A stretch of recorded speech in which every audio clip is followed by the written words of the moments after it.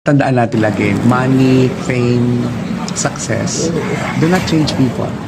They only amplify the person you really are. So, pinapakita lang yung totoong ikaw.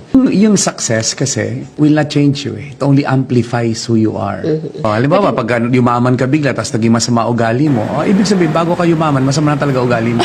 Na-amplify mo lang because of the spotlight given you. Nandun na yung sa loob. Ang problema kasi sa tao, nung pinanganak tayo, wala naman tayong operations manual. Parang wala tayong manual eh. Ang manual is a work in progress.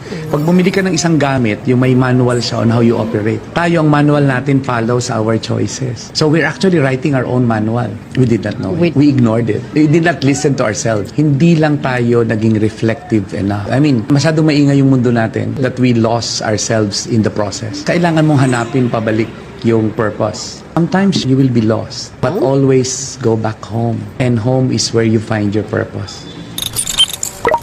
Tandaan natin lagi, money, fame, success do not change people. They only amplify the person you really are. So, pinapakita lang yung totoong ikaw. Yung success kasi will not change you. It only amplifies who you are.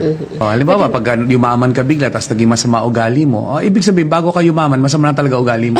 Na-amplify mo lang because of the spotlight given you. Nandun na yung sa loob. Ang problema kasi sa tao, nung pinanganak tayo, wala naman tayong operations manual.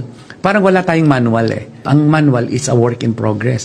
Pag bumili ka ng isang gamit, yung may manual siya on how you operate. Tayo, ang manual natin follows our choices. So we're actually writing our own manual. We did not know it. We ignored it. We did not listen to ourselves. Hindi lang tayo naging reflective enough. I mean, masyadong maingay yung mundo natin that we lost ourselves in the process. Kailangan mong hanapin pabalik yung purpose. Sometimes you will be lost, but always go back home. And home is where you find your purpose.